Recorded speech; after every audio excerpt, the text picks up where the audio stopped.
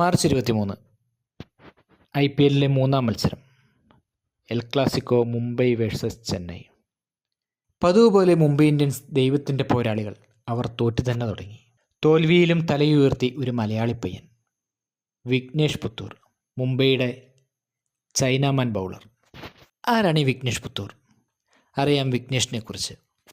Kerala senior ടീമിൽ ഇന്നേ വരെ ഇടം ലഭിച്ചിട്ടില്ലാത്ത വിഘ്നേഷ് പുത്തൂർ പ്രതിഭകളുടെ ധാരാളിത്തം കൊണ്ട് നിറഞ്ഞു നിൽക്കുന്ന മുംബൈ ടീമിൽ പ്ലേയിങ് 11-ൽ എങ്ങനെ സ്ഥാനം ലഭിച്ചു?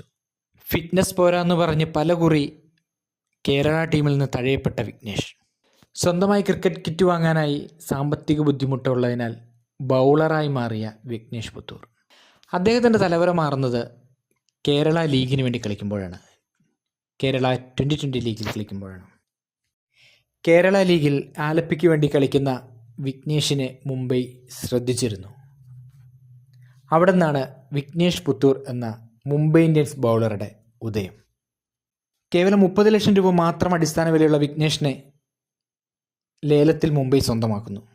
ആലപ്പിക്ക് വേണ്ടിയുള്ള മികച്ച പ്രകടനം കണ്ടിട്ടാവാം മുംബൈ ഈ തീരുമാനത്തിലേക്ക് എത്തിയത്. സൗത്ത് ആഫ്രിക്കയിലെ T20 ലീഗിൽ മുംബൈയുടെ നെറ്റ്സ് ബൗളറായി സൗത്ത് ആഫ്രിക്കയിലേക്ക് വിഘ്നേഷിനെ അയക്കുന്നു. അവിടെ നിന്ന് വിഘ്നേഷിൻ്റെ ജീവിതം മാറി മറിയുന്നു. IPLന് വേണ്ടിയിട്ടുള്ള തൻ്റെ ആദ്യ മത്സരം സമ്മർദ്ദത്താലും അധിക ആവേശത്താലും കൈവിട്ടു പോയേക്കാവുന്ന മത്സരം. അതിലൊന്നും പതരാതെ ചെന്നൈയുടെ 3 വിക്കറ്റുകൾ, അതും ക്യാപ്റ്റൻ ഗെയ്ക്വാഡിനെയും സിക്സർ സ്വാമി ശിവൻ ദുബെയെയും ദീപക് ഹൂദയെയും പവലിലേക്ക് മടക്കി അയച്ചുകൊണ്ടാണ് വിഘ്നേഷ് പുത്തൂർ IPL യാത്ര തുടങ്ങുന്നത്. ആരും കൊതിച്ചു പോകുന്ന, ആരും സ്വപ്നം കാണുന്ന തുടക്കം. ഫിറ്റ്നസിൻ്റെ കുറവ് മൂലം പലകുറി കേരള ടീമിൽ നിന്ന് തഴയപ്പെട്ട, ഇന്നുവരെ കേരള സീനിയർ ടീമിൽ കളിച്ചിട്ടില്ലാത്ത വിഘ്നേഷ് പുത്തൂർ അവൻ്റെ കഴിവുകൾ മാറ്റിവെച്ചത് IPL ദൈവത്തിൻ്റെ സ്വന്തം ടീമായ മുംബൈക്ക് വേണ്ടി.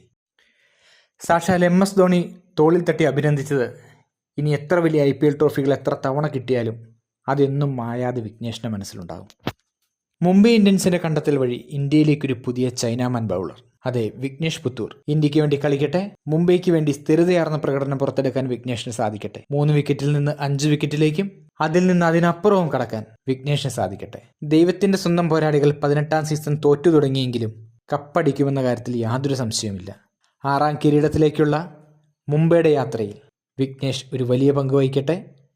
ആ യാത്രയിൽ എല്ലാവിധ ആശംസകളും വിഘ്നേഷിന് നേരുന്നു. ചൈനാമാൻ ബൗളിങ്ങിൻ്റെ പുതിയ കാഴ്ചകളുമായി, പുതിയ വിശേഷങ്ങളുമായി വീണ്ടും കാണാം. Signing off.